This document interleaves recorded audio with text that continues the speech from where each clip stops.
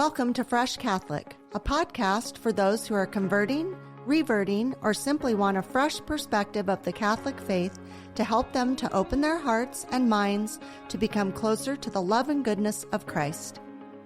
My daily prayer is that I will be a bright light to others, to be filled with the love and light of Christ, so that when people look at me, they see Him radiating out from me for His glory.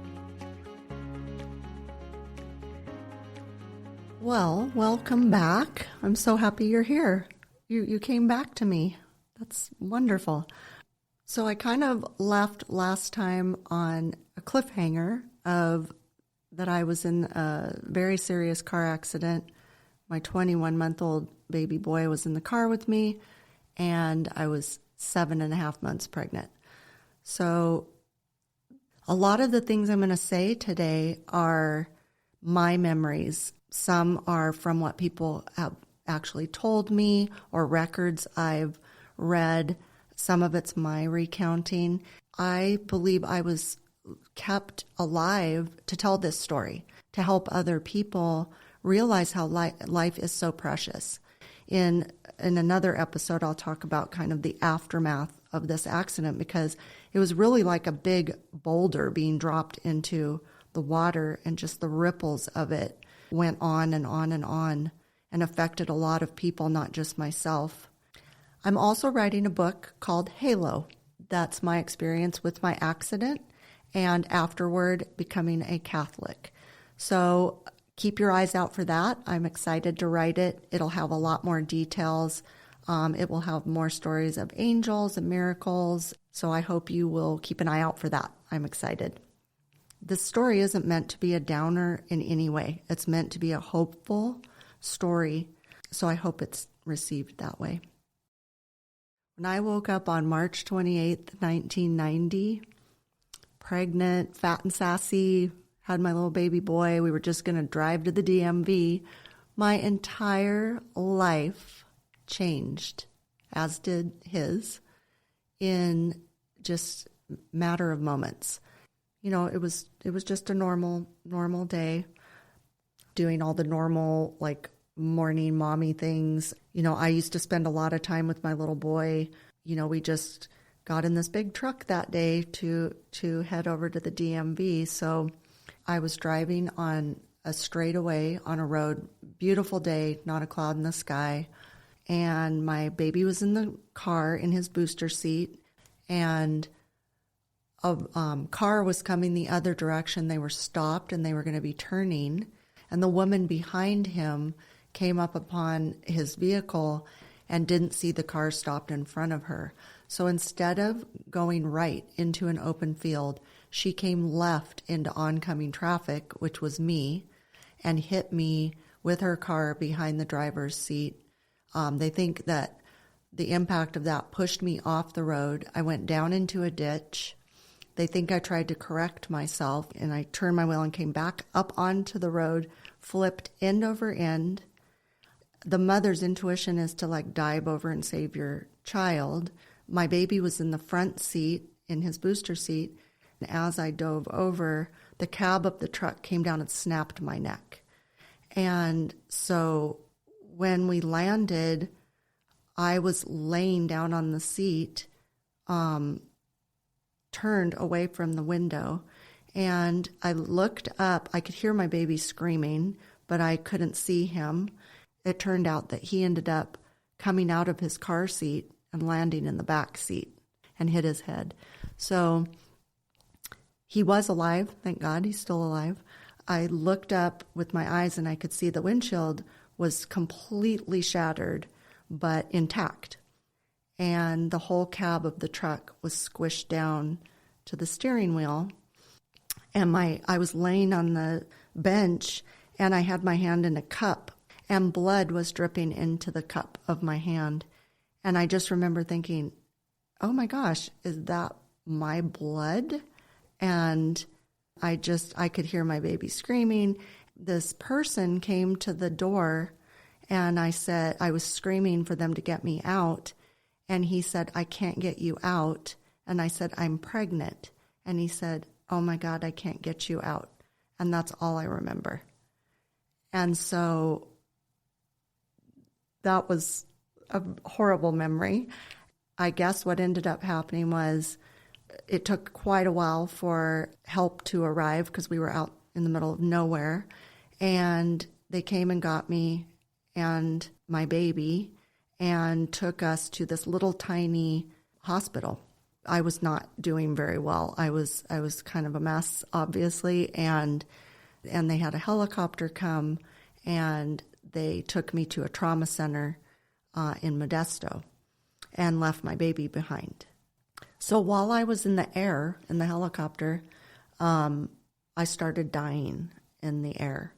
And so the second they landed and took me into the trauma center, I had a C-section and my baby daughter was born, and they immediately took her to a trauma center for babies. And so I was left at the Modesto Trauma Center. When I finally opened my eyes, I don't even know how many hours later, all I remember was my eyes opened and I thought, great, my eyes are open, I can see. I couldn't move from the neck down, I couldn't speak, but my eyes were open and I thought, great, all's good, I'm awake. So when I woke up in intensive care, I honestly didn't know really what was going on at all. However, everybody else in my life was already living in a bit of turmoil, with this accident. Obviously, this was very traumatic to my parents. My husband, if you can imagine, he had just recently turned 24, so this is a lot for a man to take on. His whole family was almost wiped out in one afternoon. And, he just really rose to the occasion and, took care of the situation. My husband would leave for most of the week, and then he would come home because he worked in the valley floor of Yosemite. And he knew I was going to the DMV that day. So he wasn't really rushing back home. He was like, oh, Lori, she'll be getting home this afternoon. So on his way home from work, he stopped by to see his mother. She told us later that she woke up that day, went to the bank, and took out money out of the bank, which she didn't know why she did it. She didn't need money out of the bank. She took money out of the bank. She went and filled her car up with gas, which she didn't need to fill up her car with gas. And then she went to work. So my husband stops by and they're having a nice talk, and then he drove home. And this was back in the days when there was no cell phones and not a lot of easy access. And if you missed a phone call, you missed a phone call, And that's when he got the phone call that his mom and brother had been in an accident. And he said, well, I just left my mom, and how old's the boy? And they said, he's 3. And he said, that's my son and my wife. And what's funny is our son was 21 months and they thought he was 3. He was a very big boy. And we feel like that's what saved him, was his size. If he wouldn't have been such a big boy, he would have never made it in that accident. Thank you, God, for making him so robust. So then my husband calls his mother and says, Lori and Taylor have been in an accident. And she said, I'll come pick you up. So she drove, and her car was filled with gas to get them all the way to Modesto. And she took out cash, which they had to go buy a new car seat for the baby because his car seat was ruined. And so I think that was pretty interesting. God works in mysterious ways. So he frantically drove to the little tiny hospital, and right as he pulled up, the helicopter was leaving. And he went running into the hospital, and he, of course, didn't know what was going on, and all he hears is, Daddy, Daddy. And he turns around, there's our baby, and he's very bloody. And first of all, they had to give the baby stitches, so they had to handle that before they left the hospital. And then his mother, my husband's mother, came, and they all drove to Modesto, which was 2 hours away in a car together. And they had to get a hotel room. My mother-in-law and the baby went to the hotel. My husband went to the hospital. Then when people started arriving at the hospital, they all would have to wait out in the waiting room of intensive care and take turns going in. one of the first people to arrive was my best friend. And when she arrived, she went into the intensive care and asked where I was. And they pointed to where I was, and she said, "No, that's not her." And they said, "No, that's her." And she said, the only thing that looked like me was my hair. I had really long hair, and it was hanging off the end of the bed.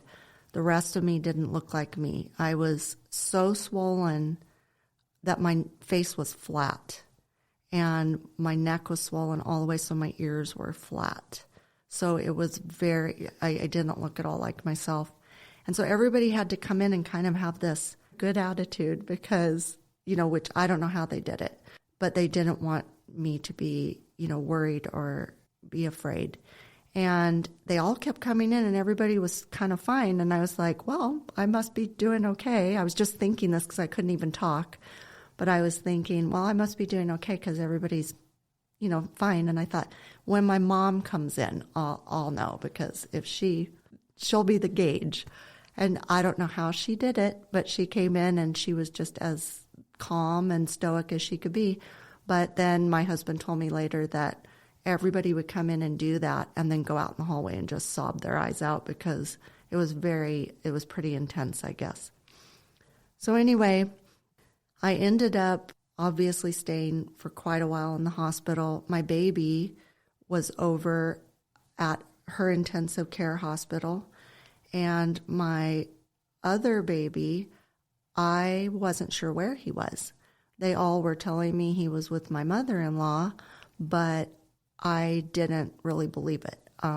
When I was in my room after intensive care, there was I could hear a child crying a lot, and there was times I thought it was him in the other room. I actually thought he died, and I thought they weren't telling me. And it was, again, before cell phones. There was no way for them to show me. I was afraid to ask because later everybody said, well, we could have done something so you could have seen it. And I said I didn't want to know. I was afraid to ask. I got to a point where... We'll be right back.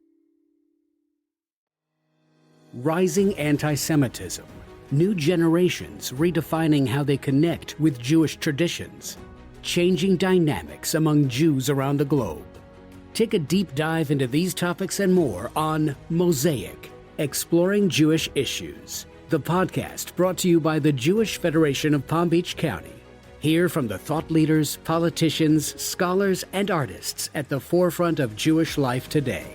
Subscribe to Mosaic, Exploring Jewish Issues, wherever you listen to podcasts.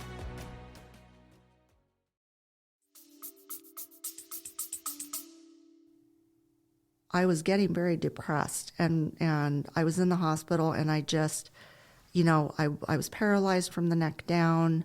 My one baby was in the hospital. I didn't think the other baby was alive, and I needed something. I needed some hope. I had a male nurse come in one day, and he said, "We're going to bring your baby to you," because he could tell I was kind of losing hope. So it took actually 2 days for them to arrange that, for her to come over from her hospital. And the day she came, everybody around me was so excited that she was coming because she was a miracle baby.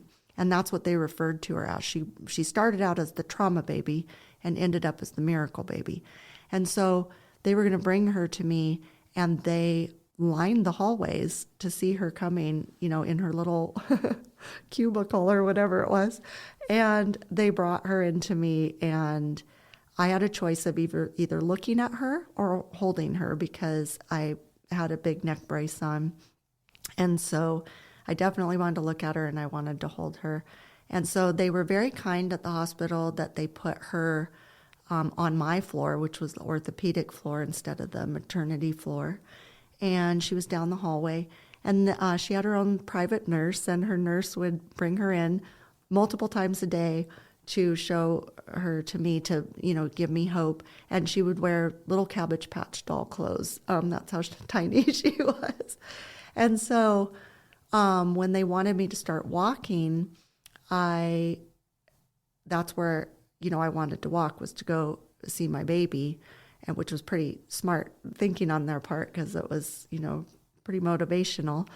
So I'll just never forget the first time they sat me up to get up, and I was like, oh my gosh, how heavy is this thing? I thought it was my neck brace, and they're like, what? And I said, the neck brace. And they said, that's your head. Your head is like really heavy. And I'm like, your head's heavy, everybody. Like, you just don't realize, but when you have a broken neck and you have no strength in your neck, it's a heavy head. Anyway, so I started learning to walk, to go down to see my daughter. And so that was great to have that motivation. Also, all during this time, I knew I was on many prayer chains in the area, in the state, possibly in the nation, actually. A lot of people had heard about our accident, and they were praying for us, and there's a big power of prayer. And I felt it. I knew it. I had, I don't know exactly where it came from, but I think it was probably volunteers at the hospital made a little crocheted cross for me, and I had it under my leg the whole time I was in the hospital. Like, it was always with me. And it gave me something to kind of hang on to and to focus on. And, I knew God was watching out for me. I knew I was on these prayer chains. It really did help me. It made me feel so much better. I got well enough. I had a surgery, and they fused the back of my neck, and I got well enough to go home. And my baby got to come home the same day with me, so that was another miracle. And a lot of people from the hospital came the day we were leaving. And I'm thinking, who are you people? Like, they kept coming up to my room and just kind of looking in my room. And so finally it was like, my husband asked them, can we help you? And they're like, oh, we just wanted to come and see them before they left, because most people that come into the intensive care like they did don't leave the way they're leaving. And so we had given a lot of people a lot of hope, a lot of the people that worked there, which made me feel good that they had helped us so much that we made it, and that they wanted to see that for themselves. I thought that was great. I hope that helps them to this day to, know that their jobs are valuable, and they did help save our lives, and we're forever grateful for that. It was really rough to go home. When we got home, my little boy, who was alive and he was home, was afraid of me. When I walked in, he was very afraid of me. When I had last seen him, I was very pregnant and very full of life and rosy-cheeked and, had some weight on me. When I came back, I had atrophied, my body had atrophied, and I had obviously had the baby, and I'm wearing this neck brace. I was, banged up, pretty banged up. So that was really hard on me because I missed him so much, and, here's my baby, and I thought he didn't make it, and he's there, and all I want to do is, hug him, and he was rejecting me, and that was really hard, super hard. Plus, I came home with a new baby sister after all that. So poor thing. That was rough on him, and that really was a lasting impression on him. So then I had to try to recover from this, and it was very slow. I was in a lot of pain. I had 2 babies. People were very generous with their time and their resources, and they would come and they would stay with us for days and weeks at a time to take care of the children, to help with me, so my husband could go to work. And that was just above and beyond. I was just so amazed that people would do that for us. But the people in our church community would go out of their way to just, pray for us, bring us food, help us in any way they could. And they were just so genuinely loving and kind and helpful, just so Christ-like. And it just made me so happy that I had, turned to Christ and became a Christian because of people like they were. And I'm forever grateful to them.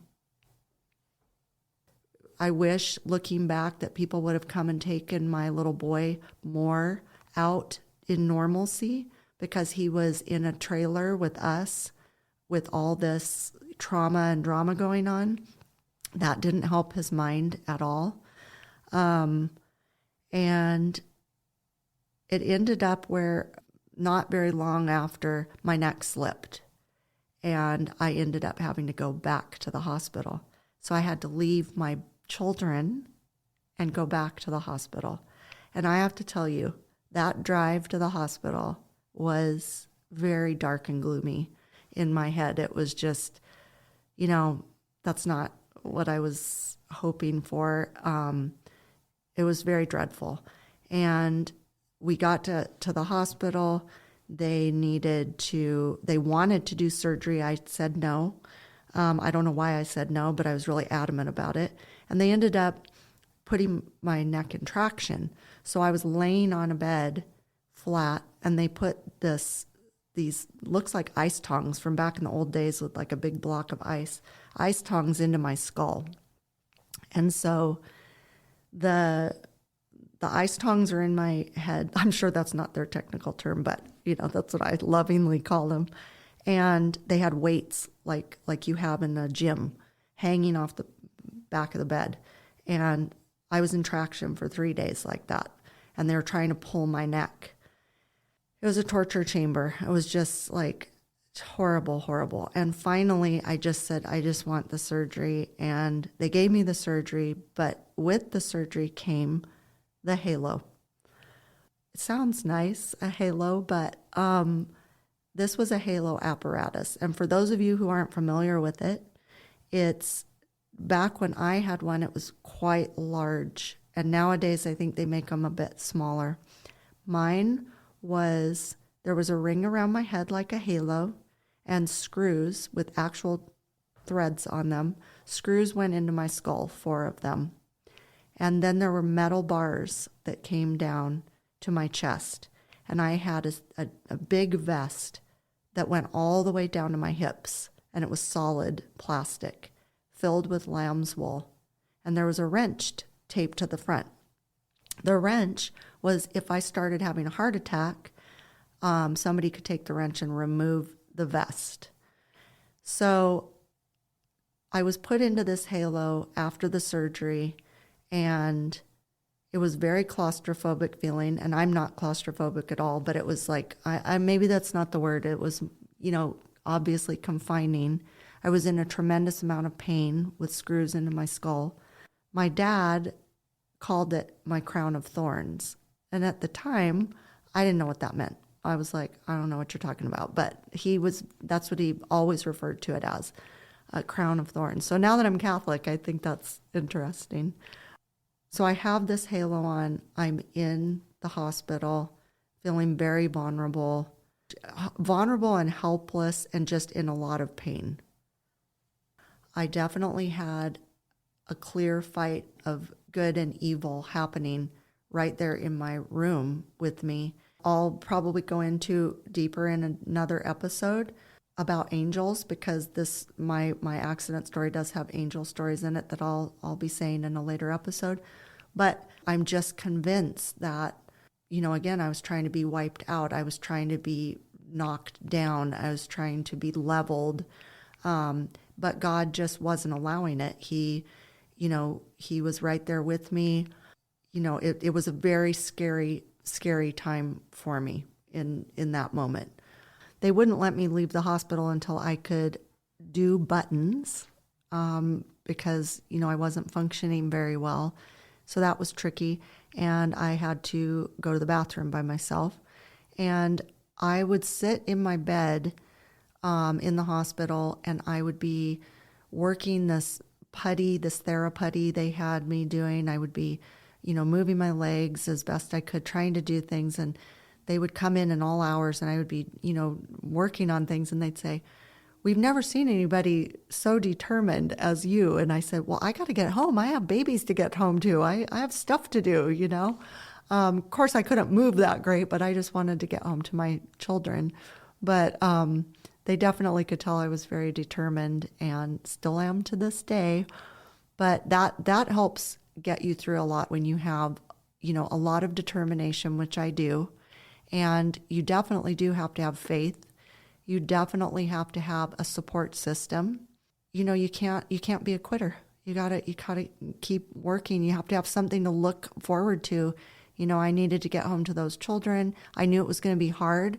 I knew, you know, I was paralyzed, learning how to redo everything. So it wasn't going to be easy, but I'm just very determined, and I knew that I had a good support system. So I ended up having to go home with this apparatus on, and that was just, it was actually hell on earth to be in that halo. We lived in a trailer. We lived with, you know, there was no relief from the heat. I was living in 110 degree temperature with this big apparatus, you know, filled with lamb's wool. At that time, I was super low weight because, you know, of all this going on with my body. So I'm carrying this really heavy apparatus and just in a lot of pain, still trying to heal, you know, can't walk very well or move very well, have 2 babies. It was a lot. It was a lot. And just to sleep in this thing was almost impossible. I was suspended in it. So it's like you can't lay down. You're suspended with these bars. And so sleeping was a challenge. I couldn't take a bath or a shower, so my husband would lay me on the front deck and hose my hair off and wash my hair off the deck. We have photos of it. It's like vultures used to fly over, and I'm all, no, go away. Oh my gosh, we had to find some humor in it, but he would wash my hair, and I had to have special clothes made to fit over the halo that my mother-in-law made, thank heaven. So yeah, that was a very long summer in that halo apparatus. And you know, I have to say, as torturous as it was, it's also a miracle, because my neck was able to heal, and I was able to move around. You know, I am very grateful that whoever invented that did, because, you know, I was able to heal as best as I could.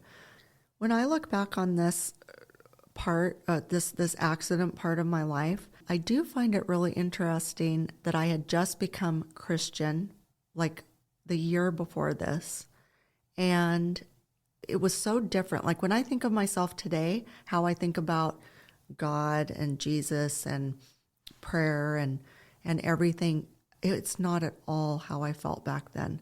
I was just so inexperienced with it all. And it was kind of such a preliminary moment in my journey. And if I were in that accident today, I would be handling it so much differently. I think back then I was just grasping on anything I could that I thought was positive, that was going to get me through this. I definitely felt like God was with me, but it was almost a different God than I'm dealing with today. So I often wonder, even at the time, I often wondered, if I hadn't become Christian, what would have happened? Like, would it have even happened in the first place? Because I feel like I was this bright, shiny new Christian who was just so deeply in love with Christ, couldn't get enough of him. You know, that's really what I was thinking, okay, this is what I'm going to do. I love this way of life. And then I think Satan was like, oh, she's a threat. I got to get rid of her.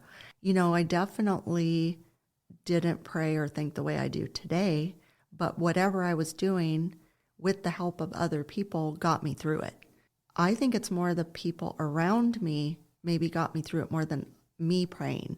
That I did have some counseling after the accident with my pastor of the church. And to this day, I still remember the things he told me. I wasn't functioning super great at the time, mentally or physically, but I think it's really interesting that I still remember a lot of what he said. I mean, I had like a lot of guilt. I felt guilty about, that I had married my husband and I was now not the wife that he married. And I just felt really guilty about that. And he was saying, well, this wasn't your fault, and it was an accident, and you're taking on something that you didn't, mean to happen. Then one of the things that I just have always go back to is that my pastor had said, you never know what God's purpose is for you. And this might have happened because you're supposed to help somebody else. And he goes, you might not ever know who that person is. Like whatever, like it might not even be a direct result of the accident. It might just be because this happened, then something else happens. And it's not for you to know. It's for God has the plan. And sometimes you're involved in it to make something else happen for someone else, or something else is supposed to happen. And if that wouldn't have happened, the next part of their story wouldn't have happened. So I always thought that was interesting, and I do believe that. I have really tried to help a lot of people with my situation, my physical disability. It's made me really aware of people who are disabled and their needs. Also, you can't judge a book by its cover is a big lesson to be learned, because I get a lot of comments. People don't understand that I'm disabled. Just because somebody doesn't look like they're disabled doesn't mean they're not. Or you don't have to be old to have a cane or a handicap sign, which I have both. It's a good lesson for people, and it just made me really aware of that. Another thing I think that was a big lesson out of this, not just for myself, but I try to really say this to everybody when I do talk about my accident, is, again, life is like super, super precious. And I don't necessarily know if it needs to be like live your day as if it's your last, as much as try to wake up every morning thinking, I'm going to do my best today. I'm going to be loving and kind to people. I'm going to try to help others and have sympathy and empathy. And don't put stuff off. Don't wait for things. If you love somebody, tell them you love them. If you want to use your good china, use your good china. I have a joke where I always say, wear your pretty panties. I was always saving my pretty panties. What was I saving those for? Like, wear the pretty panties, which sounds funny, but it's like whatever that means to you. Like I said, don't put things off, and always make sure people know how you feel about them in a good way. Because, like I said, my life was almost over at age 24. And, you just can't take anything for granted, and you have to be really grateful for what you have, and, love the people around you, do good in the world, and don't wait for stuff, because it could be gone tomorrow, and that would be really too bad. So next week, I'm going to talk about the aftermath of this accident, and the aftermath went on for quite a long time. I think it's important to talk about that part of my life because there were additional trials and traumas that happened, and that will lead us up to the next phase of my life, which was my conversion, which I'm very excited to talk about because that's why we're here. Thank you for joining me today. Now go out and be a bright light in someone's life. And remember, be focused, be faithful, and be fresh.